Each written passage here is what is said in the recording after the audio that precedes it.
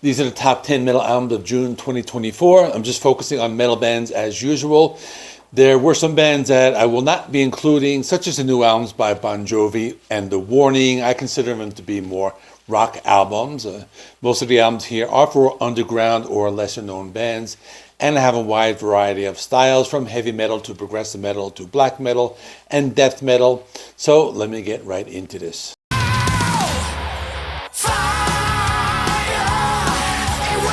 Coming in at number 10 is Holy Mother with the album Rise. This was my first time listening to this band.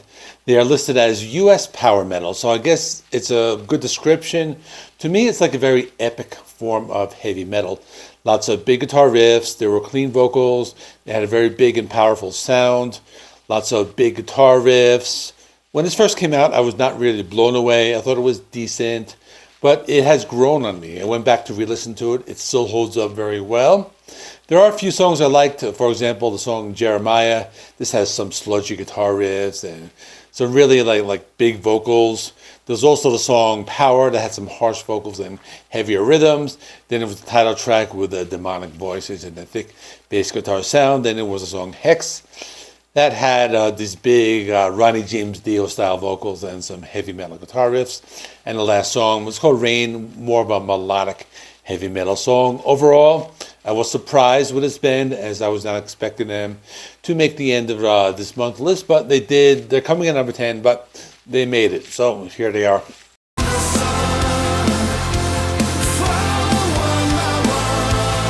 Coming in number 9 is Evergrey with Theories of Emptiness. They are a progressive metal band. I have listened to them in the past. I was never a big fan. This was better than, I think, the last two albums. A lot of the songs were very catchy. First two songs were Misfortune and Falling from the Sun. Both of those were singles. They were just catchy songs. They were very memorable, very radio friendly. And they also had some really cool guitar playing. Then the song To Become Someone Else starts off soft, but has some very heavy guitar riffs in addition to emotional lyrics. The next song, Say. It was a typical prog song with complex riffs and keyboards, and Goes to My Hero was a softer ballad with emotional lyrics about loss and grief. We Are the North was a heavier track with a big and epic sound. Overall, pretty good album. It's an accessible album. The songs can appeal to either rock or metal fans. If you like progressive rock, I think you can get into this. So for that reason, I have it on this list.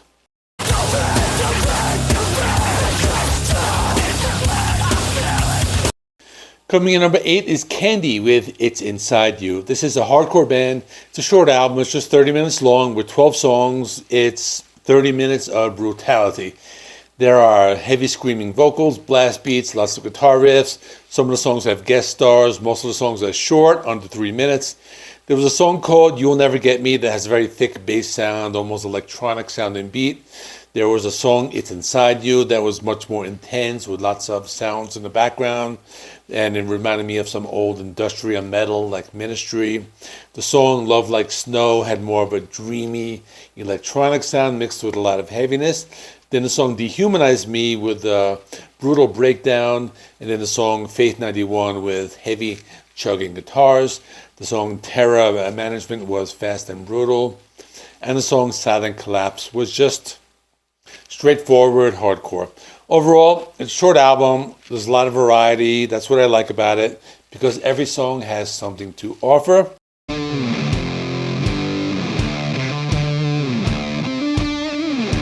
Coming in number 7 is Fu Manchu with The Return of Tomorrow. It's a band that was one of the original stoner rock bands that came from the Desert Valley in California, along with bands like Cayuse and a few others.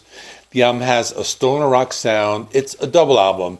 First 6 songs were heavier, more upbeat songs, and the last 6 songs were more spacey and psychedelic stoner rock types of songs. But even though it's a double album, it's not that long. It's a little over an hour. Got some good songs like the opening track Dehumanize with the fuzzy guitar riffs and the thick bass guitar sound. Then there was Loch Ness Wrecking Machine with a really trippy guitar riff in the intro. And there is Hands of the Zodiac, which has a fuzzy sound and a foot-stomping rhythm. On the second half of the album, you have songs like Destroying Light, which has those thick and droning guitar riffs. You have a song Solar Baptized with a cool bass guitar riff and a very fuzzy and psychedelic sound. Overall, it's a very good album if you like this type of music. I don't think it has any filler, so I like how they divided it into 2 sections, so it is worth checking out.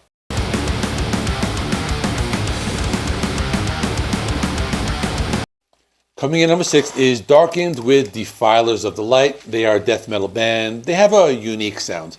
They incorporate different elements into their sound. The music can be brutal at times, also melodic, but it's not metal death. The vocals are harsh. There are lots of tremolo pick guitar riffs, blast beats. The album opens with a short instrumental, then goes into the title track that's very heavy. It's very brutal, and it has some softer and atmospheric parts as well. The next song, Those Who Dwell Below, has some slower and heavier riffs with a classic death metal sound. In Praise of Shadows has some chugging guitars and melodic leads with some black metal influences and a catchy chorus. I thought it was one of the better ones. There are also some short interlude tracks like Echoes of Solitude with acoustic guitars and the sound of waves in the background. There was another song I like, it's called Dead Inside. Has some melodic leads and brutal vocals. Overall, one of the bands I discovered by chance, but they're worth making this list.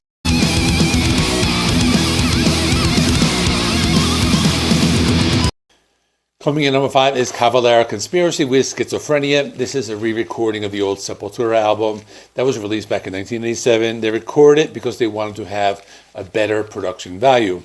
Some people said it didn't need to be re-recorded, but I like this version of it. I think the main difference between this one and the original version will be in the vocals, where this version has Max with a more cavernous vocal style, but otherwise it's a very solid album. Got lots of heavy, thrashy songs. A lot of these are borderline early death metal. You have a few instrumentals. So it's a really good album.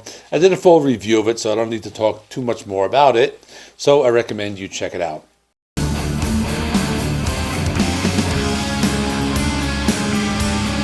Coming in number 4 is Crypt Sermon with the Stygian Rose. This is an epic doom metal band. They have a sound similar to some like classic Candlemass or some other bands from that genre. I think this band is really good. They have their own sound. The album has 6 songs. Each of the songs are fairly long. The album opens with Glimmers in the Underworld, and it has a faster rhythm and a big guitar riffs. Thunder Perfect Mind was a slower track that's similar to the classic Candlemass. Down in the Hollow was more of an atmospheric song with some cool percussion and spacey guitar riffs. Heavy as the Crown of Bone was my favorite song on the album because it had these like awesome guitar riffs, really great vocals. Scrying Orb was my second favorite because it had some slower haunting sounds. The title track was the last song, 11 minutes long, but they keep you interested. Overall, this album was a grower for me. It took a few listens to appreciate, but I like it a lot. That's why it's on the list.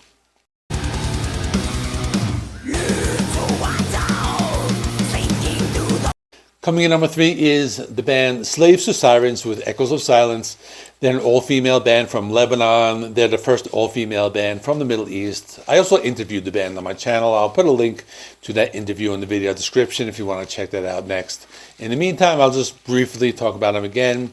They have a thrash and death metal sound. In my opinion, I would compare them to bands like either Nervosa or Crypt. They also have 2 different vocal styles, both the clean and the harsh vocals.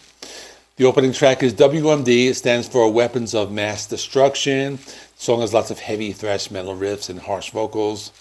I like the song Reborn because of the chromatic guitar riffs and the heavy death metal style guitars. I like the single Extinguish the Sun, one of my favorites because it shows off their softer side with the clean vocals in the first part, and then they show off their heavy side in the next part, and then they kind of go like back and forth with the heavy and the light throughout that song. So that's a really good one. There's a music video, you can look for that one as well. And the other single called Salome, which is based on a Bible story. Another really good song. It's very heavy. They have a music video for that one as well. I definitely recommend looking them up. I recommend this band because they're an unsigned band. They don't get a lot of attention. I think I'm the only channel that's talking about them currently. So definitely check them out.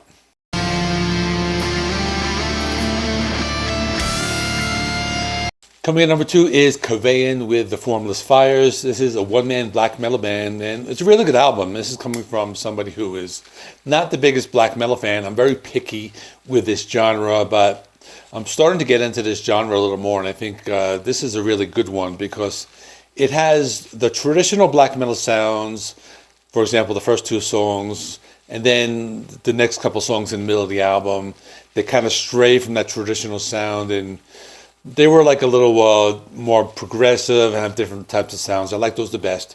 The opening track's the title track. It was more of a traditional sounding black metal song with some atmospheric sounds as well.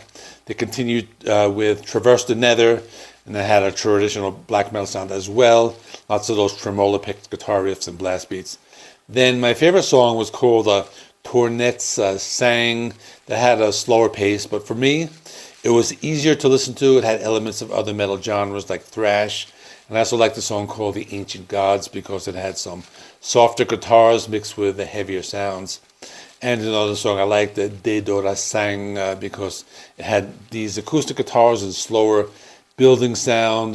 Overall, one of my favorite black metal albums of the year so far. But it's not number 1. My number 1 is going to be a death metal band. Stab Wounds with manual manic procedures.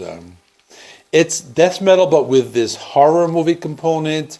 The album has 9 songs, 29 minutes long. The opening track, Hands of Eternity, starts off like a horror movie score, but then it kind of builds, and then it kind of goes into something like a death metal song. But the first part is really cool because it sounds like the opening credits to a horror movie from the 70s. And this band likes to have lots of riffs, lots of deep guttural vocals. Then there's another song I liked called Gross Abuse. I like it because it has some palm-muted guitar riffs with heavy vocals. And the title track had some pretty cool sound effects in the intro, a thick bass guitar sound, and I like the drumming. And it's another song that slowly builds. So this band knows how to use pacing when they write their songs. And then there was a song, Release the Stench, that had some slower guitar riffs and a more melodic sound, and had some of those heavy chugging guitars as well as some traditional death metal sounds. In the middle is a 2-part song called Liquefied / Led to the Chamber, and the first part was more of that horror movie synth, like it's from an old horror movie, more from like the 80s, and the second half was that traditional sounding death metal, but it was an instrumental. Then the rest of the songs are all awesome. For me, one of the best death metal albums of the year so far. And that is all. Check out last month's episode with the best albums of May right there. Please give this video a thumbs up. Hit the bell for notifications. You can get uploaded. Hit the bell for notifications so you can get updated every time I upload a video. You can find me on TikTok as well as Facebook. I have some more content on the platform. Links in the video description. Thanks for watching. I'll see you in the next one.